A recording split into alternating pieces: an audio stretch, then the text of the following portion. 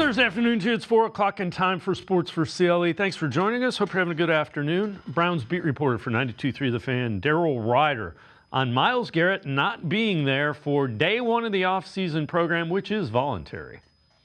You want your best players to participate in the offseason program. But here's the thing. Myles Garrett never participates in the offseason program. Myles Garrett is there when he absolutely has to be there. And when he is there, he's the absolute best player on the field. So I don't subscribe to the Myles Garrett is a leader of this football team, so he has to be at everything, because I just don't think that Myles is a leader. And I'm not throwing shade at Myles at all. That's just I just don't think that's in his personality. He leads on the field by being the best player on the field, and a future Hall of Famer. So I kind of just shrugged my shoulders at the whole thing because this is nothing new. In other news, water's wet. Myles Garrett didn't show up for the offseason program, right? But look, I do understand the coaching point of view, but obviously Todd Monken can't say he wants Myles Garrett there because it is a voluntary program. So he has to be careful in what he says and how he says it when it comes to not just Myles, but any player's absence from the offseason program. For me, the players that are supposed to be there are there, and that's quarterbacks. Yeah, the quarterbacks need to be there. Again, Myles Garrett will be fine. I'm sure of it. The Athletics draft analyst Dane Brugler on the offensive linemen that might be available to the Browns in the upcoming draft. I like Monroe Freeling. I mean, going back to my first mock draft at Thanksgiving, I threw Monroe Freeling in there, and before anybody was talking about him as a first rounder, and I got a lot of who, what, and now it's all of a sudden he's, people want him at 6, and I get it, but I'm just going back to the combine, for example. Monroe Freeling, he struggled, and it's a matter of just a young player who I think will eventually get there. And if I had a pick in the mid-first round, I'd be just fine taking a bet on Monroe Freeling and developing him, bringing him along. But Spencer Fano, on the flip side, at the combine was sensational. I mean, that was the buzz after offensive line day, just talking to teams that were around the stadium, was just how good Spencer Fano looked. And, I think there's some comparisons to Will Campbell last year in terms of the lack of length, the body type. But Spencer Fano, he has a wingspan that's 3 inches longer than Will Campbell, who went 4th overall last year and played pretty well before he got injured. And then obviously we know how the Super Bowl and the playoffs played out. But I think that there's no set answer. You get different opinions depending on who you talk to. But I personally, if they draft an offensive lineman at 6, I would be surprised. I would bet it'd be Spencer Fano over Monroe Freeling. It's kind of interesting. You don't hear a consensus in the tackle or wide receiver, and that's probably going to tell you that none of them are elite blue chip type of guys at either position. Daryl Ryder, again, Browns beat reporter 92.3 The Fan, on the options the Browns have with the 6th pick in the draft. I think that you make the pick regardless of Quinshawn. Like you're in the business of adding the best football players to your team, and I would argue that Jeremiah Love is one of the 2 best players in this class. Caleb Downs of Ohio State, the safety, is right there as well. And both of those players are blue chip, impact, game-changing players. Now, my gut tells me if both of those guys are there at 6, Andrew Berry's going to auction that pick off. But, I would have no problem if the Browns picked either one of them. Because, again, from my standpoint, I think those are the 2 best players in the draft. And if you tell me you can walk away with one of the 2 best players in the draft with the number 6 overall pick. Because, again, news for you, I don't think Fernando Mendoza is the best player in the draft. It'll be interesting to see. We'll have plenty more talk about the Browns and that 6th pick coming up. Spencer German from 92.3 The Fan, Fred Greetham from the Orange and Brown Report will be along in a few minutes. Let's turn our attention to the Cavaliers. Cavs hosting the Hawks last night for the first of two back-to-back with the Hawks. Third quarter, pretty close game. Cavs get the turnover. James Harden, other end of the court, he'll knock down the three. Cavs open up a 5-point lead, still in the third quarter. And Dean Wade playing some defense, gets the turnover, turns it into a dunk. More Cavs, James Harden to Evan Mobley. Mobley throws it down. He had 21 points, 19 rebounds. Donovan Mitchell dials up three. He had 31 points, and the Cavs win one. They defeat the Hawks 122-116. Cavs now half a game behind the Knicks for the third seed in the East with 2 games left. The Cavs the Knicks have the tiebreaker on the Cavs, so they actually, in reality, a game and a half behind them. They take on the Hawks again Friday, tomorrow night in Atlanta. Guardians took 2 out of 3 against the Royals. Day off today. Stephen Vogt on what the difference is with Joey Cantillo, who got the win yesterday against the Royals. More sure of himself. I think last year Joey was really trying to find himself as a big league starter. And what we've seen so far, last September and now rolling into this year is he knows who he is and he knows what he needs to do to go compete. And like I said, that's an outing that we've seen get away from Joey multiple times and didn't today. And it's real growth from him. 9 strikeouts in the win against the Royals for Cantillo. Guardians open up a 3-game series against the Braves in Atlanta tomorrow. Guardians beat reporter Paul Hoynes will join us later in the show. But up first, Spencer German from 92.3 The Fan. We're talking Browns when Sports4CLE returns. Stay with us.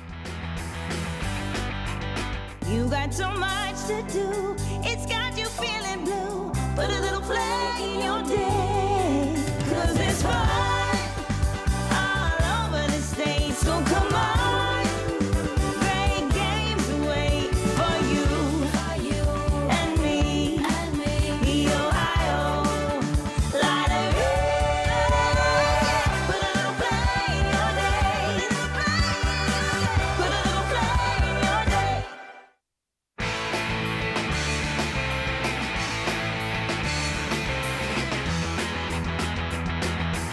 Browns are up first on Sports4CLE. Todd Monken's off-season program underway, and he spoke with the media yesterday. Let's welcome in Spencer German from 92.3 The Fan, Locked On Browns podcast. Spencer, I know you talked about this on the Locked On Browns podcast. There's a couple of quarterback criteria that you think point to Shedeur Sanders as being the starter, and then also, what do you think the key determining factor should be in who the Browns quarterback is? Yeah, I thought the quotes from Todd yesterday on the quarterback situation, first of all, he is trying to paint it as it's a wide open competition and all 3 guys have a shot. And I think that's what as a first time head coach coming in with kind of a weird quarterback situation in general, I think that's probably how you would want to frame it, and you don't want to rule anybody out or anything out at this point. So fine. But I did feel like his answer specific to what will sort of be the determining factors in choosing a quarterback were pretty telling, all things considered, when it comes to how they'll choose how they'll choose that guy. And he kind of mentioned, like, in 7-on-7, one guy might look like, hey, I'm a freak athlete and can really make a lot of plays, but the game's not 7-on-7. And so he mentioned, is there for the quarterback, their main job is get us down the field, be able to run the offense, get us in the end zone. So the quarterback that can do that most efficiently is gonna certainly is certainly going to stand out. He mentioned, the guy that the team believes in the most, and I kind of and that was also that's also good in certain situations, 3rd down, 4th down, 2-minute, those key situations in games. And I just kind of was sitting there listening to it, and it felt like all the things that we noticed in Shedeur Sanders last year. I'm not saying it was always pretty. I'm not saying it was always good. There's certainly room for him to grow, and he needs to be better if he's going to be the long-term answer. But you think about how bad the offense was for most of the season, and then he came in, and it kind of had some different juice to it. That certainly speaks to, I think, guys believing in him. There was a sense in that locker room that Shedeur did give them the best chance to win. You heard Myles talk about this in the offseason, the idea that, that he should get the first shot until proven otherwise. So I think there is probably belief that he maybe is the best of the options they have. I think, like we see, the guys in that locker room aren't stupid. They've seen what Deshaun Watson has left, and it's not much. I don't think that they feel like they need to see him again, frankly. And so it's reading the tea leaves a little bit. It's being a little bit premature, probably to a degree. But the quarterback that he was describing in terms of the things that they want to see in choosing that position felt like it was pointing to Shedeur Sanders, at least right now. And I guess that's subject to change once this competition really ramps up and they're out on the field. So what are your thoughts about where the Browns' offensive line is right now and how Andrew Berry moves forward in the draft with what the Browns need? Yeah, I think it's obvious there's a pretty big hole still at left tackle. And the rest of the spots are kind of accounted for in some capacity. It's just a matter of putting each guy in a certain spot. I actually asked Todd Monken about that yesterday. He's talked so much about wanting to have a quarterback sort of figured out before training camp, and if he wants the same sort of for the offensive line. And he kind of alluded to the idea that, yeah, that's probably fair, but he's going to let the situation kind of dictate itself. He always uses the line of the players decide who plays, not me. If whoever's playing the best is going to play certain places. So I do think that'll start to take shape throughout the spring. You'll get a better sense of where they're maybe thinking to play guys. I still wonder if lurking behind the scenes, if there's any thought of Joel Bitonio coming back, how he fits into that equation. At this point, I am kind of betting on him not coming back. But you never know, I guess. And so understanding that, I think it's a matter of then slotting guys into certain spots. So we'll see the timeline on that, but it does feel like it'll kind of coincide with the quarterback situation. And frankly, that makes a lot of sense because you want to get that sort of nailed down so they can start building chemistry with their quarterback. The same way that you want to get the quarterback figured out so they can start building chemistry with their receivers. In terms of the draft, though, and I mentioned the hole at left tackle, I do think, given what Andrew Berry said about that position, given what Todd Monken said about that position, I've looked a lot at Monroe Freeling and said that's the guy. And I think there's been others, Lomu from Utah who's been a left tackle. I think for the Browns, if they're addressing the tackle spot in the draft, if that's part of their plan, I think it's very – I don't think they see positions. I think they don't see left tackle, right tackle. It's one or the other. Despite what happened with Jedrick Wills, they're not living in their fears that way, or at least Barry's not living in his fears because obviously Monken wasn't here for that. It feels like they're willing to draft a guy that's a right tackle and try to move him back to the left or move him to the left side if they think if they think they're getting the best player. So in that respect, I'm not necessarily I've kind of backed off the thought that they're definitely going to draft just a guy that plays left tackle, and I think it's going to be more open ended than that. And given what the guys that they've signed, there's a lot of versatility with some of these players. I think they like that versatility in that position as well. Yeah, I think that's fair. I still kind of come back to, I know there are really good wide receivers in this draft. I think you got to get a guy that makes Jerry Jeudy better, a guy that makes Harold Fannin better, Quinshon Judkins better. I don't know if that's Jeremiah Love. I don't know if that's Carnell Tate. I don't know if that's Mekhi Lemon. I think you need a skill position guy and not, I know there's going to be good ones. You need a guy that's towards the higher end of that because I'm looking at this offense. Yeah. As you look at that offense, Judkins is pretty good. Fannin's pretty good. If I'm a defensive coordinator, those are good players, but I'm not going, can't let Fannin get the ball or we're in trouble all game.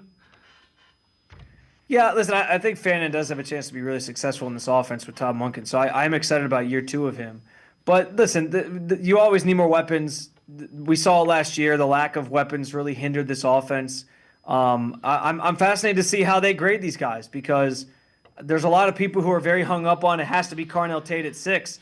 And the question I keep going back to is if you're taking a receiver in the top 10, you're kind of accounting for them to be Jamar Chase, for example, or Justin Jefferson. I know Justin Jefferson was a later first-round pick, but that's kind of the thought process if you're taking a guy that early.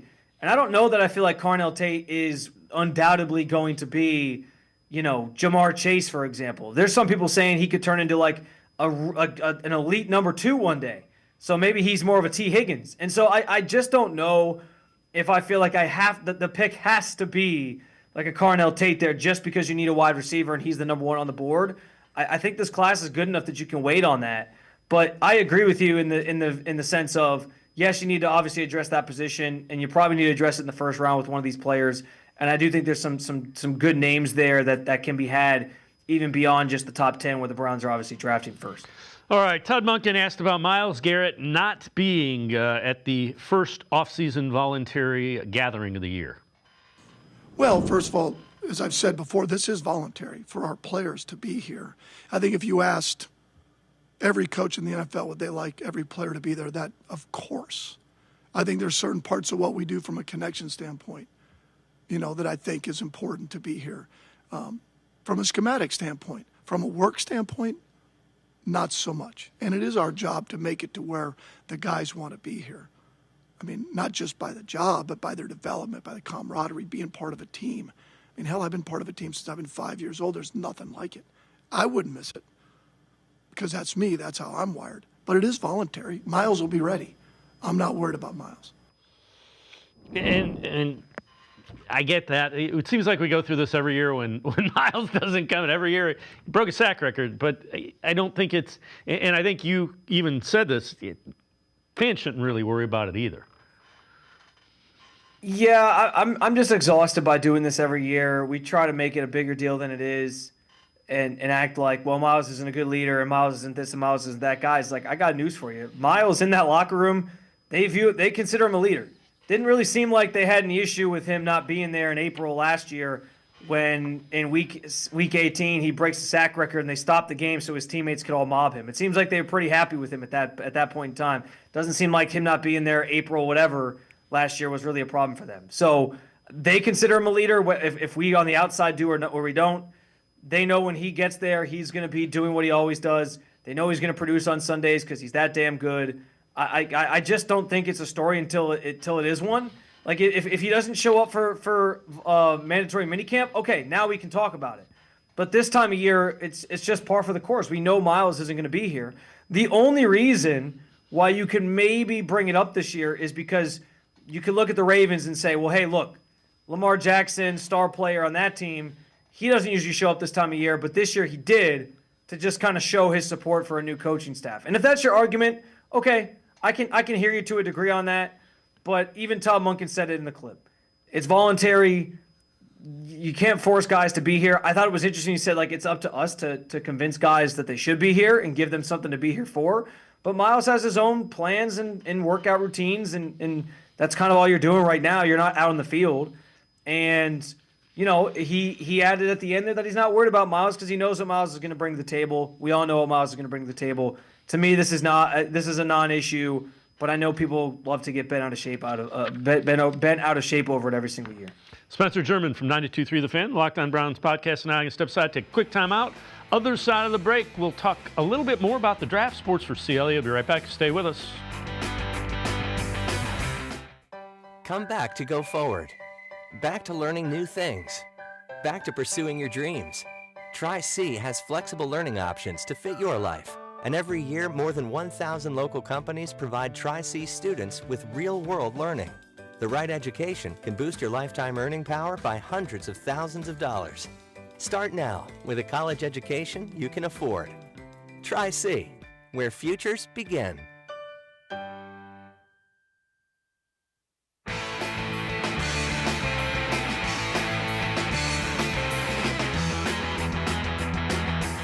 We continue talking Browns with Spencer German from 92.3 The Fan and the Locked On Browns podcast. Dane Brugler from The Athletic, author of The Beast Draft Guide, with his thoughts on the Browns' options at 6 in this upcoming draft. Is there a deal that is enticing to them? The Cowboys maybe looking to move up. Would they entertain 12 and 20 for picks 6 and 39, something like that? I think that'd be a lot of fun. I think that obviously this is a team that has multiple needs, and they're going to be more than willing to move back in the right situation so they can address multiple needs, whether it's a wide receiver, the tackle.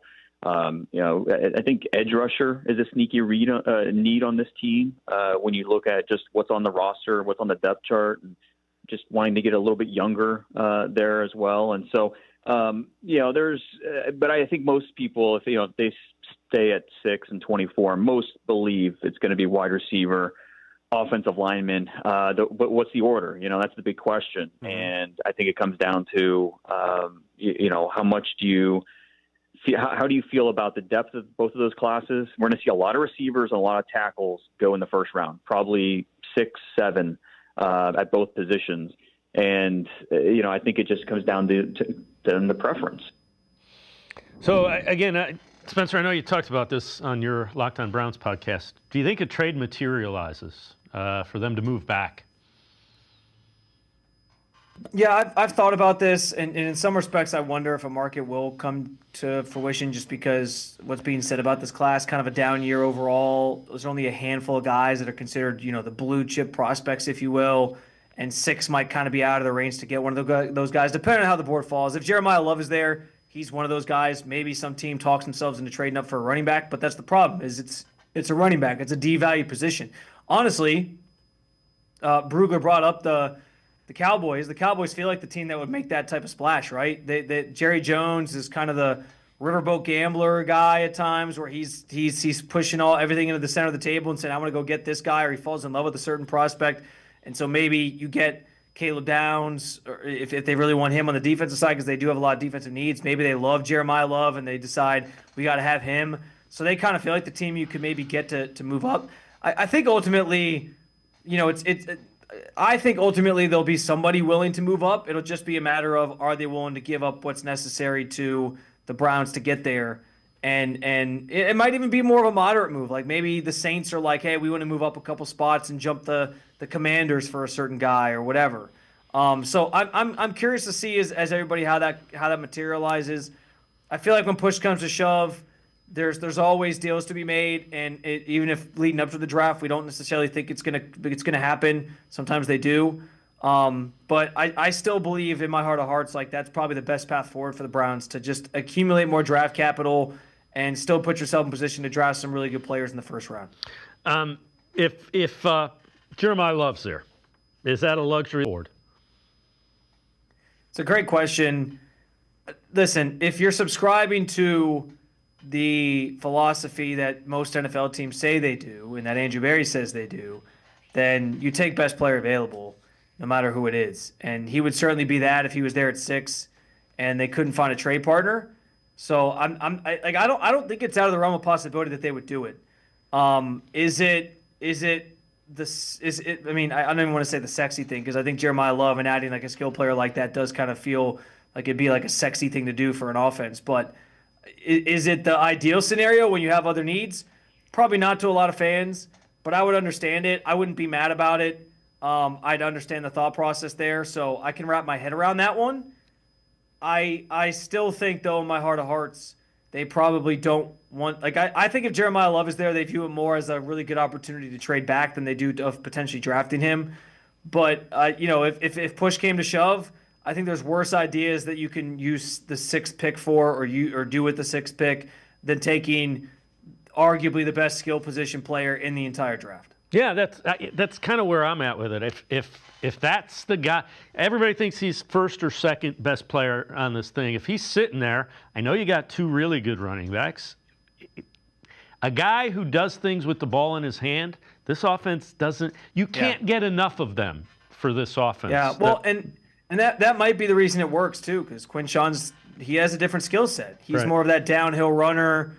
I don't want to say just run between the tackles, because he does do a lot of the zone the zone stuff where he gets outside. But he's more just kind of that downhill runner, run guys over. And Jeremiah Love is a guy that catches a lot of passes. I mean, he was like a screen god in college. So certainly a lot to like there. It's still an asset that you can use if you're the Browns. So I don't hate the idea, like I said. People are very much adamantly against that, and some people are really for it. But I think there's worse things that you could do with the 6th pick. All right, gut feeling. If they're at 6, or you know what? Let's say this: first pick in the first round. Do you think it's wide receiver, a tackle, or a different position? I'm still going to say tackle. I just think the value for some of those tackles is probably going to lean a little earlier in this draft. And if they trade back, especially if they're able to trade back into those teen spots, and Monroe Freeling's there, or Spencer Fano sort of falls, that can be the first guy off the board still. Maybe they would take him at 6 and try to flip him to a left tackle. We'll see. But I like those guys a lot better than, maybe waiting until the 20s and trying to get like a Caden Proctor necessarily. I mean, there's Lomu. He's kind of been mocked in the late first, early second round, so maybe you could wait if you're trying to get a guy like that. But as you heard, and I know in that Dane Brugler clip, he's under the impression that you're probably going to see 6 receivers at least go in the first round. You're probably going to see 6 tackles or offensive linemen go in the first round. So I think the Browns are better off probably taking the tackle first. But I know there's a lot of people who are sort of getting the sense that maybe Carnell Tate's the pick at 6 too. So we'll see. But I would probably lean tackle. All right. Before I let you go, this is from an NFL executive on quarterback Drew Allar from Medina, NFL coordinator. He's my favorite quarterback in this draft outside of Mendoza. In the right system, he can be great. He's got everything as far as tools. His footwork is an absolute mess. Improve his footwork, and he can take off. He deserved better than he got at Penn State. When I look at that from an NFL coordinator, I think a guy that thinks he is a quarterback coach is going to take him probably higher than anybody thinks, because there are going to be guys, and Todd Monken might be one of them, who thinks, I can fix this guy. Yeah. I tell you what, that last line about he deserved better at Penn State is interesting to me, because I've been thinking about that a lot lately, where, was Drew Allar's problem Drew Allar, or was it where he was and maybe not having the right coaching? Because I don't know that we've ever thought, James Franklin is some quarterback guru whisperer guy. And so I've kind of thought about that. I'm not saying he's inexcusable or that like the tape doesn't lie. Like there's a lot of stuff not to like in his tape. But there's one thing we know about NFL teams and NFL coaches and NFL GMs: they love traits. And Drew Allar has all those traits where some team will talk themselves into him. And frankly, if you're right, and if that commentary is right, and most of these teams believe it's just his footwork, and if they can work on that, they think other things will kind of take care of itself and he'll be better, then I absolutely think that's a coaching thing, that some team or some coach will say, hey, we can work with this, we can coach this out of him, we can get him on track, and they'll pull the trigger. We know quarterbacks are always overdrafted to a degree. Mm-hmm. I wouldn't be opposed to taking somebody like Drew Allar anytime after probably like the 3rd round. I think the 3rd round, I still feel like is a place you can get a valuable player that can help your team now, and this Browns roster has so many other needs in a year where it's kind of down for quarterbacks anyway. But if somebody took him in the 3rd, though, I wouldn't be surprised for that very reason right there, that teams always talk themselves into these quarterbacks, and the 3rd round kind of becomes like a free-for-all when it comes to taking these guys if you think the value's there. So we'll see. But I wouldn't be surprised if the Browns were in on somebody like Allar later on, maybe going into day 3. And we do know Andrew Berry said if they were to add a quarterback, it'd probably be on the younger side of things. But I too am intrigued by maybe what we saw at college from Drew Allar not being the true story on him, and wanting to see more when he gets to the NFL level and he gets coached up. I'm with you. I saw him in person a number of times, and I was like, man, this looks like a first. That was my reaction, and I've seen 4 or 5 guys that have played in the out. I've seen Joe Burrow in high school. I've seen Mitch Trubisky. I've seen Troy Smith, and none of them did I look at and go, man, this kid looks like a first-round pick. That's what my thought was when I stood next to Drew Allar and watched him throw the football, and it just didn't work out for him.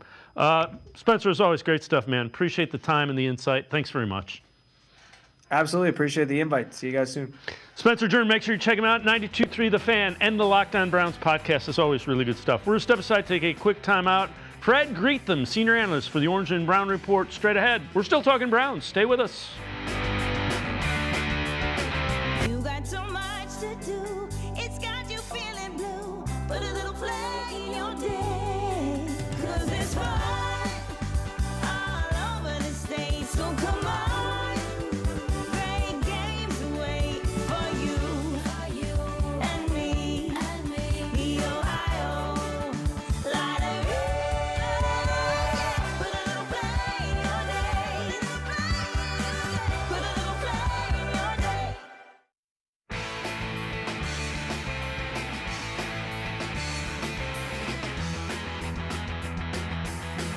We continue talking Browns on Sports for CLE. Let's head to the voicemail of Truth and Reason.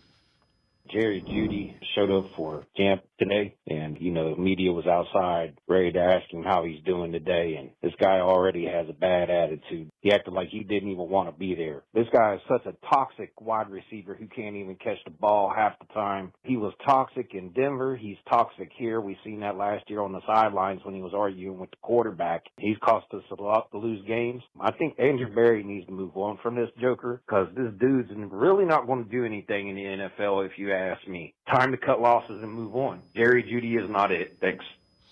As always, appreciate all the voicemails. Let's welcome in Fred Greetham, senior analyst for the Orange and Brown Report. Fred, I didn't see that yesterday. I do know last year there was some times where he was kind of salty, if you will. They need him to play well. He is a guy who 2 years ago caught 1,000 yards receiving. They need that Jerry Jeudy, not any other version of Jerry Jeudy at this point. Well, I'd agree. I mean, they invested a lot of money in him, and he's not going anywhere. I think what the Browns need, I've said several times and written, I don't feel he's really a true number one receiver. He can be a nice complement, can be a nice piece.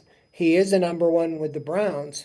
That's why I feel they need to, bring in another top flight or two top flight receivers. I thought maybe they'd look at trades. They still could with a proven receiver. Andrew Berry's done pretty good in that area. But now you're on the precipice of the draft. I think you need to bring in two top receivers, and I'm talking not in the third round. That's all Andrew Berry has ever really drafted, guys at wide receivers, third round. I'd like to see, first and second round, or maybe two first rounds, or a first and a second on a wide receiver. I mean, a game-changing type guy. Then all of a sudden, Jeudy's not the guy you're relying on. And I think he could be really good as a number two, but I think you really need a top-of-the-line, threat that can catch the ball consistently. A wide receiver for sure. I'm with you. All right, ESPN's Jeremy Fowler. His thoughts on the Sanders versus Watson versus Gabriel competition for QB1. If you had to bet on one of those guys to start at the beginning of the year, who is it? That is the sexiest, unsexy story in the NFL.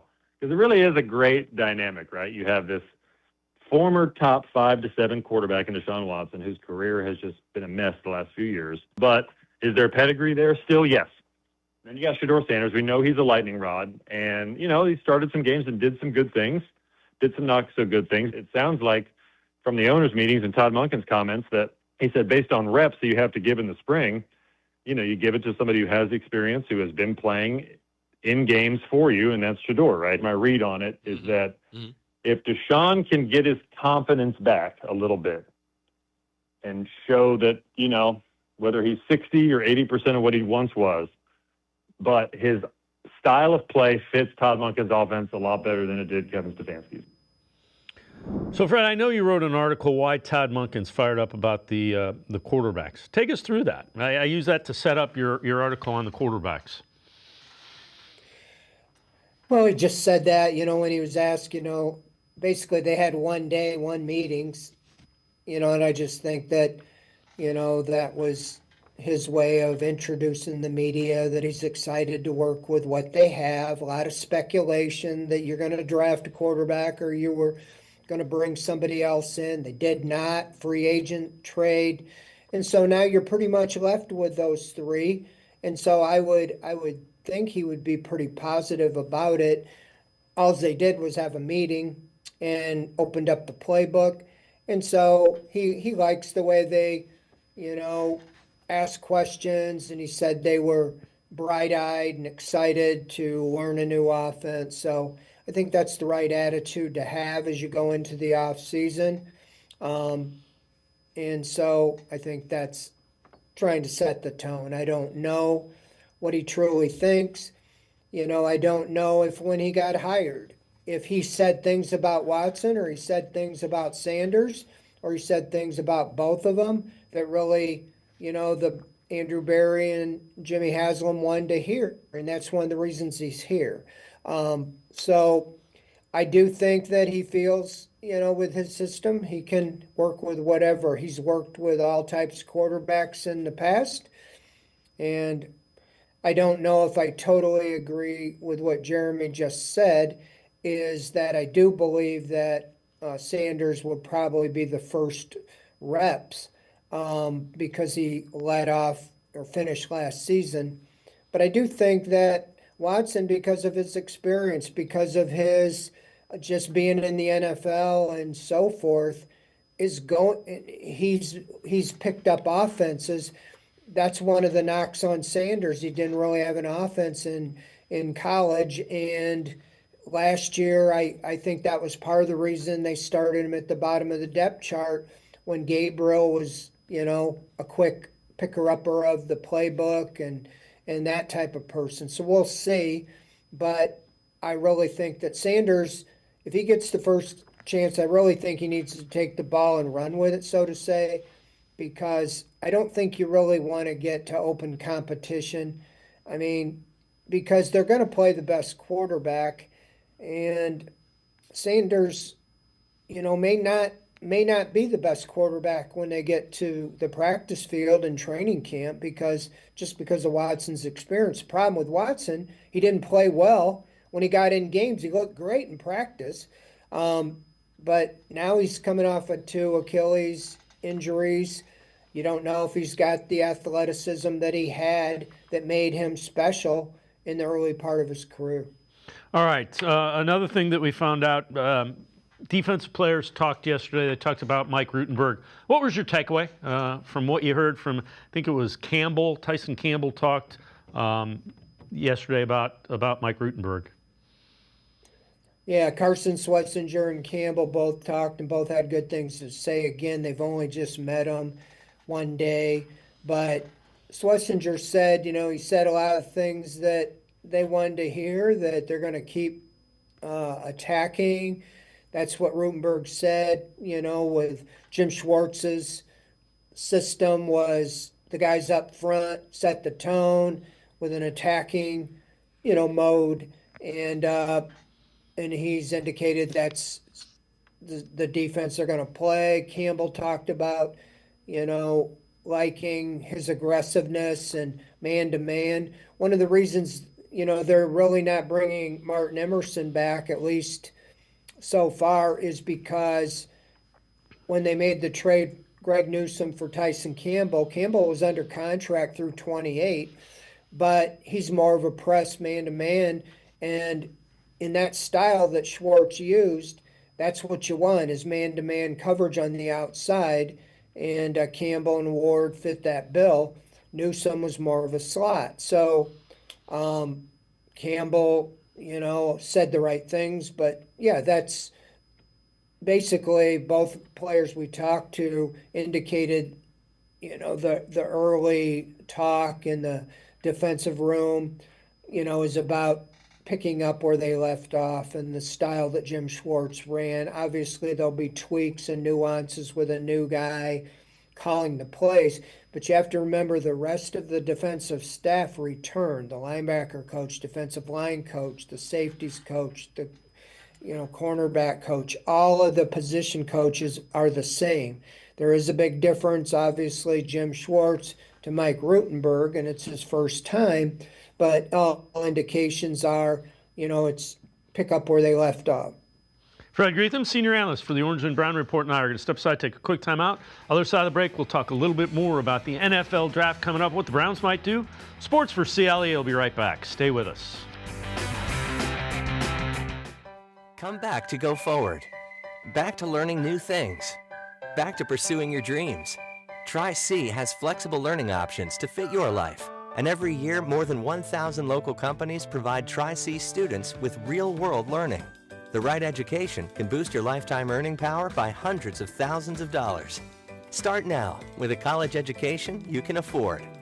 Tri-C, where futures begin.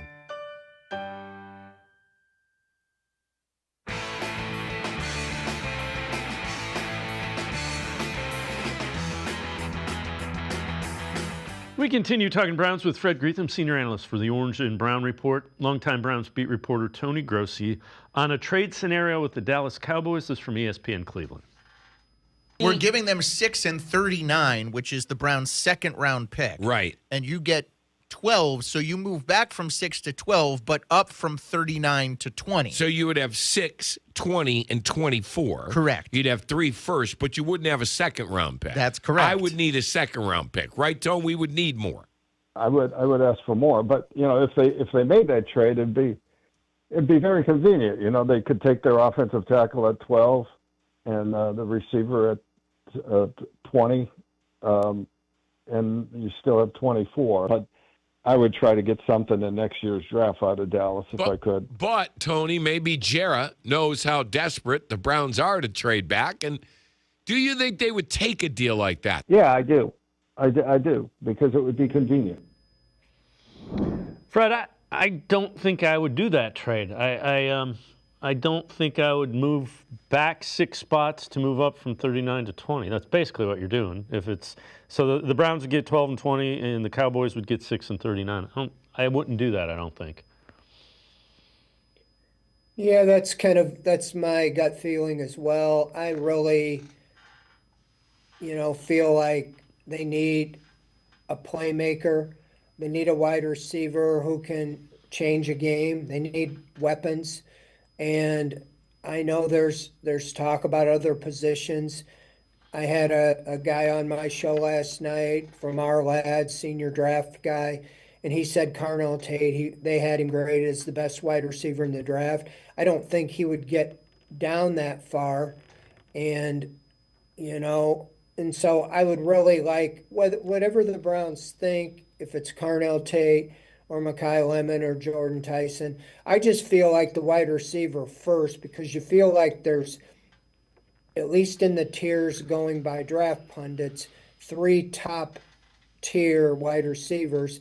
And it seems like the tackles, are kind of a mixed bag, but there might be 6, 7 that aren't separated that much.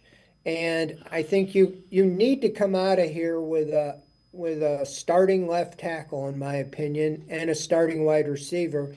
And I just think wide receiver tackle, they might go the other way if they feel like at 6 there's a tackle. But I just don't like going down that far. I don't mind going, 3 spots or something like that, like they did last year. I just don't want them to get out of like that blue chip category. That's just without studying it that much. Yeah, it's nice to have 3 first rounds, but you're getting more depth. If you can get a blue chip, whether they decide a tackle is the best guy there or the wide receiver, that's the direction I'd go. Yeah, I think you need somebody, if you're drafting at 6, you need a guy that makes guys around him better. And that's usually, once you get outside of the top 10, there aren't the elite guys. And I'm with you. I want a playmaker. I think this team needs somebody who, when the ball's in his hands, the defense goes, that's a problem. I don't know that they really have. They don't have a wide receiver like that. Fannin, maybe. Judkins, maybe. Yeah, I said with Jerry Jeudy, I think he might flourish having another top-end wide receiver that, pushes him, but also takes a little pressure off, and he's not really the number one. If you have another guy, the defense really has to account for. I know that the draft guy I talked to said he really liked Isaiah Bond last year coming out and thinks he's got potential. Malachi Corley showed some things, Cedric Tillman, but I still think they can't rely on that like they did last year. They were kind of relying on potential, that Cedric Tillman will be the number 2 receiver and they'll figure it out. And it just never materialized.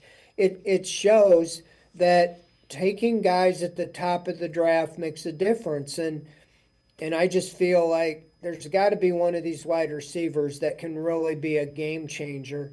And that's where you start helping out your quarterback, whether it's Shadur Sanders or whoever ends up, Watson or whatever. I think you can get the tackle. Sure, you need the tackle, but I think that, like I said, it looks like there's a little more depth and somebody would be there at 24.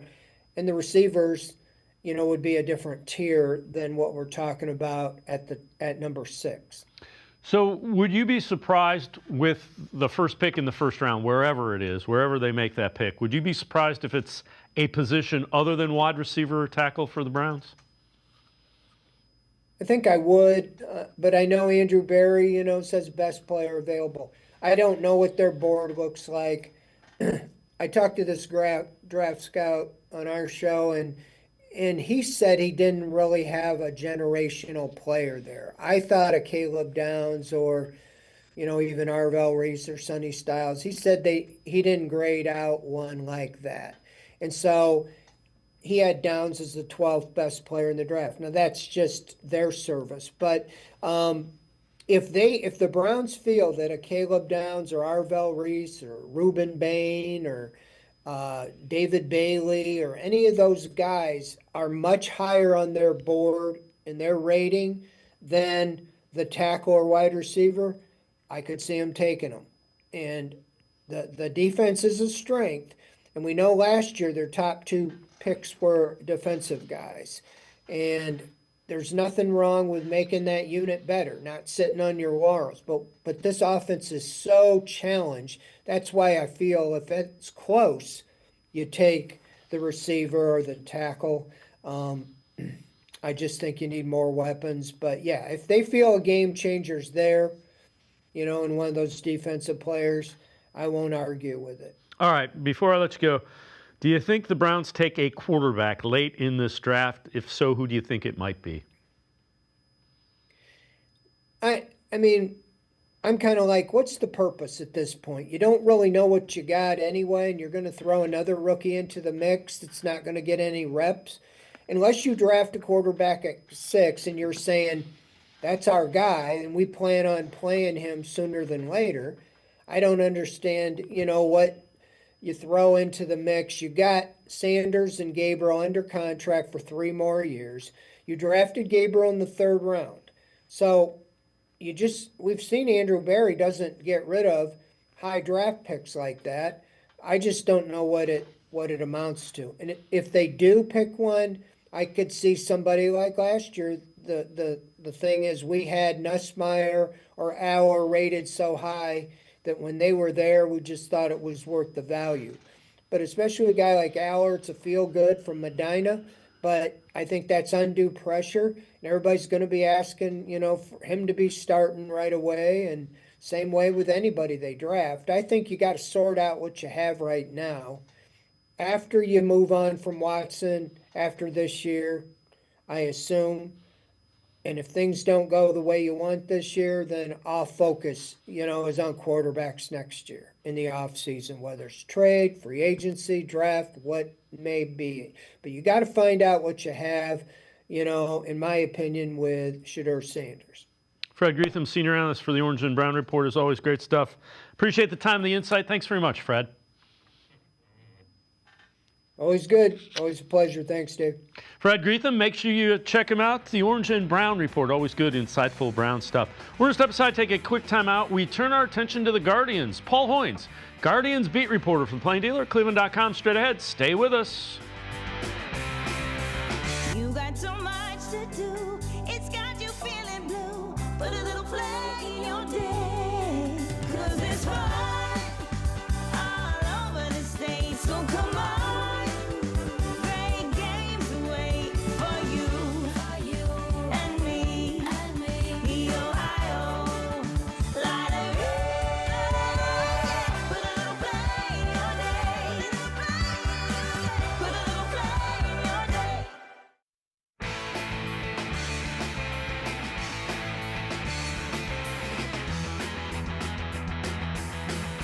We turn our attention to the Guardians. They finish up their first homestand of the year, 4-2, as they took 2 out of 3 against the Royals. Stephen Vogt talking about that first homestand and the success they had. They're ready to go every day, regardless. I think, Our focus has always been and continue to be to win series, and we've done that to start the year. And if we could do that all year long, it's going to be a good year. But we know we got a tough road trip coming up. But it was a great first homestand. We can't thank our fans enough for coming out. Even through the cold, they weathered the storm too, and we had a lot more fans than we thought the last couple of days with the weather. So we're going to really, really, really enjoy this off day tomorrow and get down to Atlanta. With that, let's welcome in Paul Hoynes, Guardians beat reporter for the Plain Dealer and cleveland.com. Hoynes, you look at it, they won a series against Cubs. They won a series against the Royals. They split a series against the Mariners. They won a series against the Dodgers. You couldn't ask for much more early on. No, they've been doing everything right, David. They've been getting, very good starting pitching, just enough offense. They've been playing great defense. And the bullpen has been excellent. And, that's the formula they need to win ball games. And like you said, they're 8-5. They're in first place in the AL Central. I know it's real early to look at the standings, but nobody else in the division has a winning record. You look at it, and we touched on it, the starting pitching, young guys, and all of them have been really good. I mean, there have been a couple of starts where it's been like not exactly what you're looking for, but they've been really good. Yeah, last 5 times through, they've allowed 4 earned runs in 27 innings. Cantillo, Williams, Messick, and Ciccone all went, 5 2/3, or at least reached the 6th inning. Bibee was the only guy that didn't reach the 6th inning, and he still went 4 2/3 and only allowed 1 run. I think they're still being careful with that shoulder. That's why they went and got him in his last start. But really impressive. They picked up right where they left off last September when they had that great run. Through I think the team went 20-7, and the rotation I think maybe went 19 straight games and allowed 2 or fewer runs. Yeah, and you know what? You touched on it. At some point in time, when they continue to do it across 2 seasons, you have to start assuming that's who these guys are. It's not like it's a streak because it was separated by an entire offseason.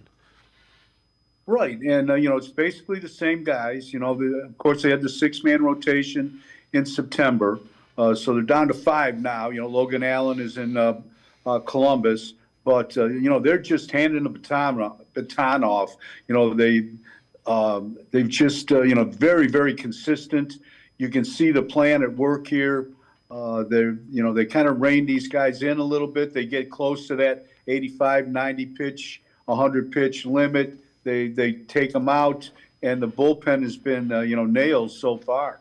All right, so injury to Gabriel Arias, so the Guardians bring up Juan Brito. Stephen Vogt, what he has seen the first couple of games from Juan Brito. He's looked comfortable since he got here. Like I said, I saw a different demeanor in Brito yesterday than I'd seen at spring training. Maybe the making the team, every person goes through different emotions.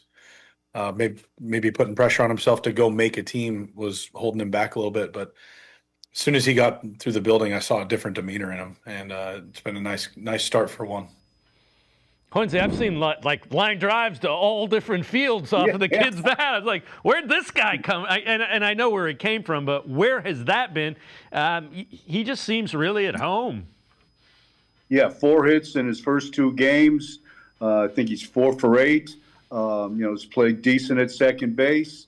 I think he's the first rookie to come up and get 4 hits in the first 2 games since Nolan Jones. And he's the guy that was traded for Nolan Jones. So I don't know if there's some symmetry there or what, but, he has looked, really comfortable, as Vogt said. I noticed 2 years ago, Dave, in spring training, when he came up, he was first. This was kind of the spotlight was on him. He had a chance to make the ball club. And, he really put a lot of pressure on himself. Didn't have a great spring. Saw him a little. It looked to me like he's the same guy this past spring training too. Maybe pressing too hard, trying to do too much. There was a lot of hubbub about Bazana But he really earned that shot. He was hitting over 300 at Columbus when Arias went down with the hamstring pull, and he was the guy that they picked to get the first shot at this job. With of course Rocchio moving over to shortstop. A number of fans were talking about Bazzana, and they wanted him to get promoted. He's had 446 minor league at-bats in his career. He's hitting 240. At AAA, he's had 132 at-bats. He's hitting 220. Let the kid figure it out. He hasn't even gone through the International League once where people can kind of get a feel for him and see how they want to attack him. He's going to get here. Just he clearly ain't quite ready to be up here yet. Yeah, and there's no rush. I mean, Brito's up here. He's going 4 for 8 in the first 2 games. So, they've got an adequate second baseman. Let Bazzana, take his time, like you were saying, get a little more seasoning. And, David, I think this guy's the real deal. I had my doubts a little bit before this spring training, but watching him in spring training and seeing what, the way he came on at the end of camp, when he came back from the WBC, he's legit. He's going to be a good player. The Guardians have a lot of good young position players in the minors, and this is how it's going to work for most of the season. They're just going to turn these guys over. Everybody gets a chance, and we'll see who sticks. Yeah, I'm with you. I'm with you with Bazzana as well. He's going to end up being a player. Just let him figure it out. His at-bats were pretty good in the WBC, saw him a lot. Also at spring training. Even his outs, he has a plan. He follows his plan. Just let him get accustomed to what people are trying to do to him. Yeah, exactly. They're 13 games into the season. There's a long way to go. So if he hits well, if he plays well, he'll get a chance. All right. So what does the Arias injury do now relative to the Guardians? Because you've got a lot of pieces there. Yeah, I just feel bad for Arias. He's kind of been up and down. It seems like he's been around forever. He's only 26. That's kind of surprised me, just because he's been here since 2020. We've been hearing about him, and he's always had the great arm, always played solid defense, and here he is just starting to swing the bat well, and he gets hurt. So this is a cruel game, and then you really have to have a kind of a strong fortitude to play it and hang in there when you do get hurt, and to try to come back after you get well. But so he's on the shelf for 4 to 8 weeks. It's when you mess with a hamstring is at least 4 to 6 weeks, no matter what. This sounds like they called it a moderate strain. So I would think this might be a little more serious than a normal hamstring injury. So he's maybe he's gone 2 months. He could be at the outside of the injury. So now you've got Rocchio sliding over to shortstop from second base. I don't think you lose anything there. We saw him make a couple nice turns on the double play Wednesday against KC. He doesn't have the arm that Arias had, but he has plenty of arm to play the position. Brito will be kind of a study. We'll see him at second base. Defense is not his primary weapon. He made an error yesterday. He's a bat first guy, so they'll have to live with that.